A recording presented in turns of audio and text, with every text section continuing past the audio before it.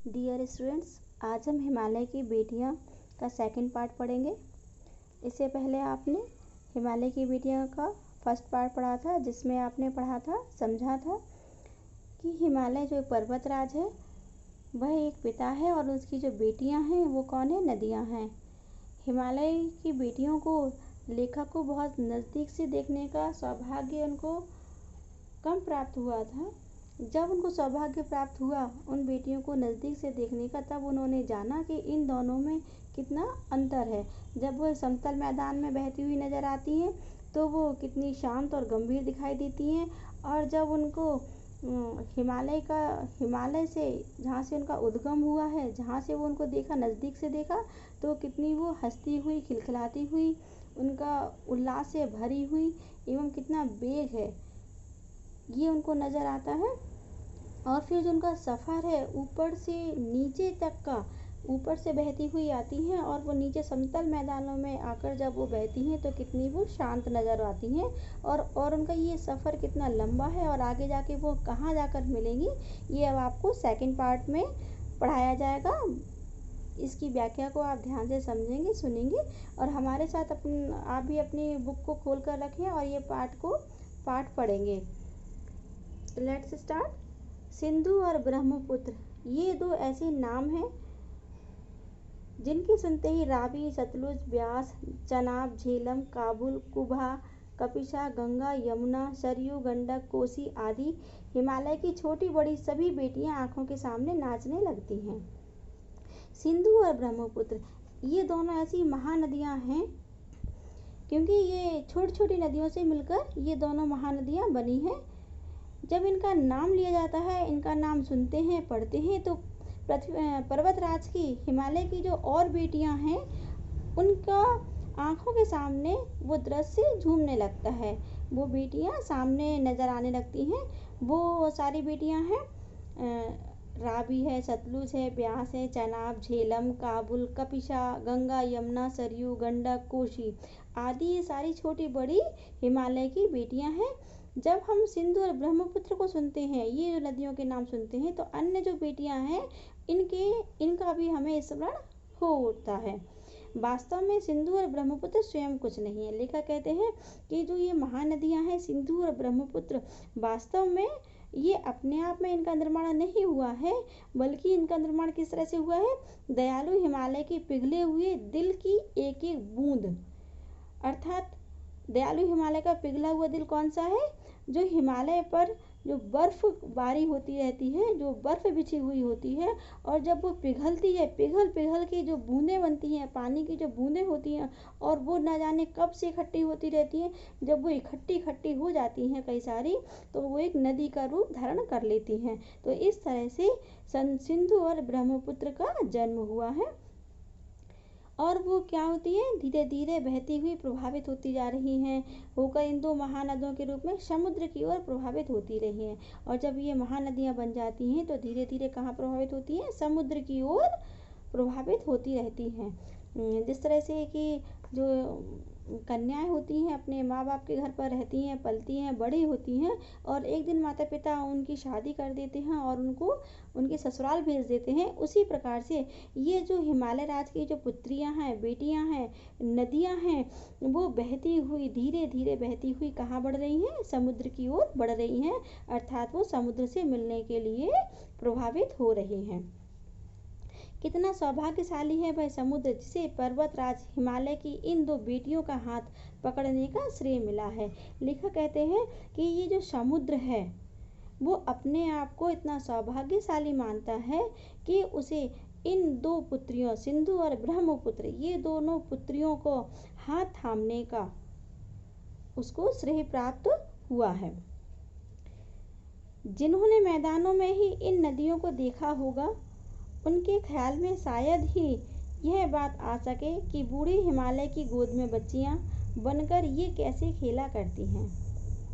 माँ बाप की गोद में नंग धड़ंग होकर खेलने वाली इन बालिकाओं का रूप पहाड़ी आदमियों के लिए आकर्षक भले न हो, लेकिन मुझे तो ऐसा लुभावना प्रतीत हुआ, वह रूप कि हिमालय को ससुर और समुद्र को उसका दामाद कहने में कुछ भी झिझक नहीं होती है।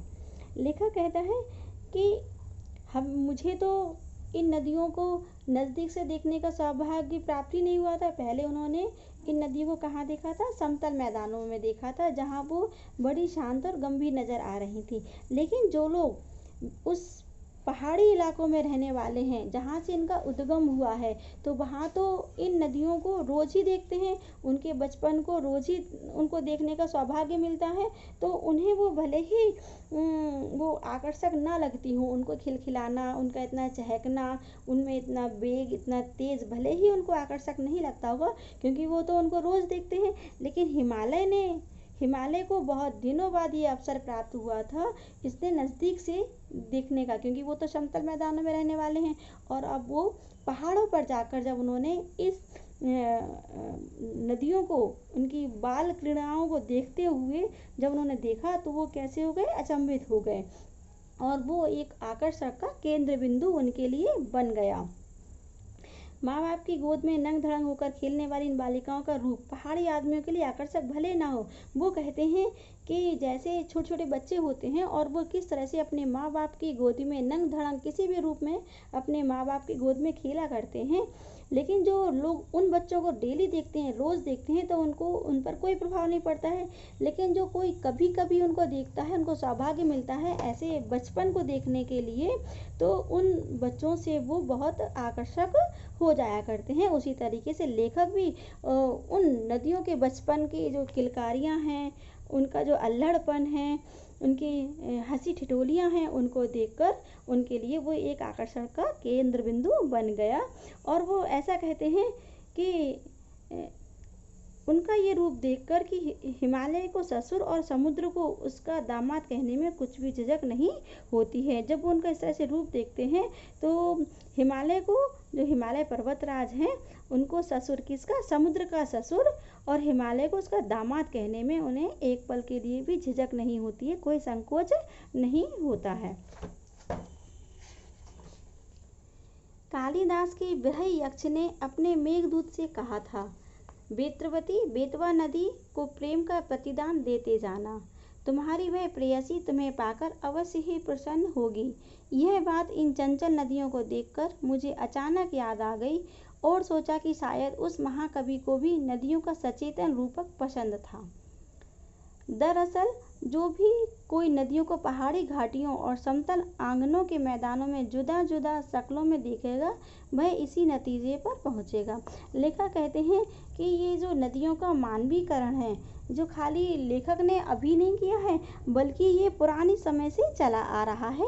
जो महाकवि कालिदास जी रहे, उन्होंने भी एक मेघदूत ग्रंथ लिखा, जिसमें उन्होंने दर्शाया कि यक्ष और यक्षिणी के मिलन के लिए उन्होंने मेघदूत को, यानी बादलों को दूत बनाया। और क्या कहा कि बेत्रवती, यानी बेतवा नदी को पहले बेत्रवती के नाम से जाना जाता था। तो वो बोलते हैं कि हे मेघदूत, हे बादल, तुम बेतवा नदी के पास, यानी अपने प्रेयसी के पास मिलने के लिए जाओ, तो वहाँ पर अपने नदी को प्रेम का प्रतिदान देते जाना, अर्थात अपना जो प्रेम रूपी वर्षा जल है, वहाँ पर उसके ऊपर बरसाते हुए जाना, जिससे तुम्हारी वह प्रेयसी तुम्हें पाकर अवश्य ही प्रसन्न होगी। जब तुम अपने प्रेम रूपी उस बारिश को वर्षा करोगे उसके ऊपर, तो वो क्या होगी? बहुत प्रसन्न होगी, क्योंकि वो तुम इस प्रेम को पाने के लिए बहुत इंतज़ार कर रही है, बहुत प्रसन्न हो रही, तुम्हें पाने के लिए वो बहुत ही प्रसन्न रूप को दर्शा रही है। यह बात इन चंचल नदियों को देखकर मुझे अचानक याद आ गई और सोचा कि शायद उस महाकवि को भी नदियों का सचेतन रूपक पसंद था। जो लेखक कहते हैं कि इन चंचल नदियाँ जो हैं, इस तरह से चहक रही हैं, इस तरह से किलकारियाँ दे रही हैं, तो इनका रूप देखकर हमें वो बात याद, महाकवि की उन नदियों का सचेतन रूप पसंद आ गया, क्योंकि जो नदियाँ हैं उनमें भी वही फीलिंग्स, वही भावनाएं होती हैं जो मनुष्यों में पाई जाती हैं।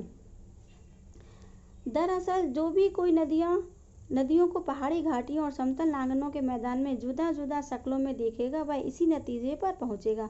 लेखक कहते हैं कि कभी हो, कोई भी हो, आम इंसान हो या कभी हो, कोई भी इन नदियों को जब अलग अलग रूपों में देखेगा, चाहे वो समतल नदियों में बहते हुए शांत स्वभाव देखेगा उनका, या फिर जहाँ से उनका उद्गम है, किस तरह से वो चहक रही हैं, कैसा उनके अंदर वेग है, किस तरह से वो खुश हैं। यदि जब वो इन रूपों को देखेंगे तो कोई भी इनको अचेतन रूप नहीं, जड़ कोई भी नहीं समझेगा, इनको सब इनका सचेतन रूप को ही स्वीकार करेंगे। क्योंकि जिस तरह से मनुष्यों में भावनाएं होती हैं, फीलिंग्स होती हैं, सोचने समझने की शक्ति होती है, और वो अपनी भावनाओं को किस तरह से व्यक्त करने की क्षमता होती है, वैसे ही इन नदियों में उनको वो रूप दिखाई दे रहा है। क्योंकि जब वो देखते हैं कि नदियाँ जब समतल मैदानों में बहती हैं तो किस तरह से गंभीर और शांत नज़र आ रही हैं, और जब वो वहीं पहाड़ों से निकलती हुई बह रही हैं तो किस तरह से उनका रूप चहचहाता हुआ दिखाई दे रहा है, उनके अंदर कितना वेग दिखाई दे रहा है, कितना वो खुश नज़र आ रही हैं। तो ये जो भावनाएं हैं, वो ये सारी भावनाएं, ये सारा रूप किसके अंदर दिखाई देता है? एक सचेतन रूप यानी मनुष्यों में दिखाई देता है, जिसके अंदर जीवन पाया जाता है। उसी तरह से वही रूप, वही सचेतन अवस्था कवियों को, या आम तौर पर जो लोग इन नदियों को इस तरह से जो रूप देखते हैं तो उनको भी यही रूप पसंद आता है, क्योंकि उनको यही रूप पसंद आना भी चाहिए। क्योंकि जिस तरह से वो अपने रूप को दर्शाती हैं अलग अलग जगहों पर बहकर। काका कालेकर ने नदियों को लोक माता कहा है, किंतु माता बनने से पहले यदि हम इन्हें बेटियों के रूप में देख लें तो क्या हर्ज है। और थोड़ा आगे चलिए, इन्हीं में अगर हम प्रेयसी की भावना करें तो कैसे रहेगा। माता का एक और भी धागा है जिसे हम इनके साथ जोड़ सकते हैं, बहन का स्थान कितने कवियों ने इन नदियों को दिया है। लेखक बताते हैं कि जो इनका जो नदियों का मानवीकरण है किया गया है, वो पहले से तो होता आ रहा है, लेकिन जो आजकल के कवि हैं उन्होंने भी उनका मानवीकरण बड़े सुंदर ढंग से किया है। कहा है कि जो काका कालेलकर जी हैं उन्होंने नदियों को लोक माता की उपाधि दी है। उन्होंने जो नदी है उनको क्या कहा? लोक माता कहकर पुकारा है। क्योंकि जो माँ है अपने बच्चे का लालन पालन पोषण बड़े प्यार से करती है, उसी प्रकार से जो जल है उसमें क्या है? जीवन पाया जाता है। अगर जल नहीं है तो कुछ भी नहीं है, जल के बिना तो कुछ भी नहीं है। तो नदियों को क्या कहा है? लोक माता कहा है कि जिस तरह से माता अपने प्यार से अपने बच्चे को पालती है, उसी तरीके से नदियों ने भी अपने जल से अपने बच्चों को सींचा है। और कहा है कि यदि हम इन्हें बेटियों के रूप में देख लें तो क्या हर्ज है। ये तो माँ है, बहन है, बेटियां हैं, सभी में हम इनके रूप को देख सकते हैं। क्योंकि इन्होंने अपनी भावनाओं से, अपने प्रेम से, जिस तरह से एक बहन का प्रेम जो अपने भाइयों के प्रति होता है, वही प्रेम नदियों में दिखाई दिया जाता है। और जिस तरह से माँ का प्रेम अपने बच्चों में दिखाई देता है, वही प्रेम इन नदियों में दिखाई दिया जाता है। और जिस तरह से एक प्रेम प्रेयसी के मन में अपने प्रेमी के प्रति होता है, वही भावना इस नदियों में देखी जाती है कि वो किस तरह से, देखिए, पहाड़ों से होकर कितनी वेग के साथ अपने समुद्र से मिलने के लिए आतुर होती हैं, और किस वेग से के साथ बहती हुई अपना सफ़र को तय करती हैं। वो आगे हैं, वो बोलते हैं कि ममता का एक और धागा है जिसे हम इनके साथ जोड़ सकते हैं, बहन का स्थान कितने कवियों ने इन नदियों को दिया है।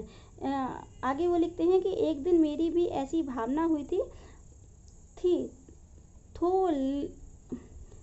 तिब्बत की बात है, मन उचट गया था, तबीयत ढीली थी, सतलज के किनारे जाकर बैठ गया। दोपहर का समय था, पैर लटका दिए पानी में, थोड़ी ही देर में उस प्रगतिशील जल ने असर डाला, तन और मन ताज़ा हो गया तो लगा मैं गुनगुनाने।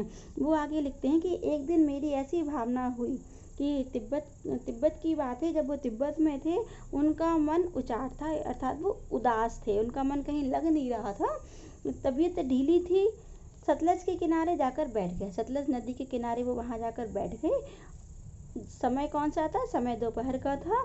पैर लटका दिए पानी में, उन्होंने अपने पैरों को पानी में डाल दिया, और ऐसे लगा थोड़ी देर कि जो पानी में पैर डाल दिए, तो इस पानी से क्या करें, जब पानी में पैर डाल देते हैं तो पानी से खेलने का मन करता है। तो वही लेखक का मन किया कि उस पानी में जैसे पैर डाला तो ठंडा ठंडा पानी उन्हें बहुत अच्छा लगा, और वो उससे खेलने लगे पानी से। थोड़ी देर में उनको लगा कि जैसे उनका मन प्रफुल्लित हो रहा है, उनमें जान आ रही है, उनको अच्छा फील हो रहा है। जहाँ वो उदास थे वहाँ उनका मन प्रसन्न होने लग गया, यानी उस जो उनका जो नीरस मन था उसमें अच्छी भावनाएं आने लगी। मतलब जो ठंडा पानी था उसका असर उनमें दिखाई देने लगा, उनका मन ताज़ा हो गया, मन फ्रेश हो गया, और वो उनका मन हृदय क्या करने लगा, गुनगुनाने लग गया। और वो क्या गुनगुनाने लगे, जय हो सतलज बहन तुम्हारी, लीला अचरज बहन तुम्हारी, हुआ मुदित मन हटा खुमारी, जाऊं मैं तुम पर बलहारी। वो कहते हैं कि हे सतलज बहन, तुम्हारी जय हो, तुम्हारी लीला अपरंपार है। क्योंकि जैसे ही हमने इसमें पैर डाला तो हमें कैसा महसूस हुआ, ठंडक महसूस हुई, हमें तरोताज़गी महसूस हुई। तो हे बहन, सतलज बहन तुम्हारी जय हो। तुम्हारे ऊपर पैर डालते ही क्या हुआ, हुआ मुदित मन हटा खुमारी, मेरा मन प्रसन्न हो गया, और जो मेरा मन दुखी था वो क्या हो गया, खुशियों से भर गया, यानी मन प्रफुल्लित हो गया। मैं तुम पर बलिहारी जाऊं। तुम बेटी, यह बाप हिमालय, तुम बेटी हो, और तुम्हारे पिता कौन है, हिमालय राज तुम्हारे पिता हैं। चिंतित पर चुपचाप हिमालय, वो तुम्हारे लिए बहुत चिंतित हैं, लेकिन फिर भी क्या है, खामोश हैं, शांत हैं। प्रकृति नटी के चित्र तट पर अनुपम अद्भुत छाप हिमालय, जय हो सतलज बहन तुम्हारी। हे बहन सतलज तुम्हारी जय हो। जिस तरह से ये नट लोग होते हैं और वो खेल कूद दिखाते हैं सबको, उसी तरीके से नटी के चित्र तट पर हिमालय पर्वतराज की क्या है, अनुपम अद्भुत छटा है, वो दिखाई दे रही है। हे सतलज बहन तुम्हारी जय हो, तुम्हारी जय हो। तो बच्चों, आज आपने ये हिमालय की बेटियों का सेकंड पार्ट भी पढ़ा, ये आपका पार्ट कंप्लीट हुआ, और आशा है तुम्हें ये व्याख्या अच्छे से समझ में आ गई हो। Thank you, have a nice day.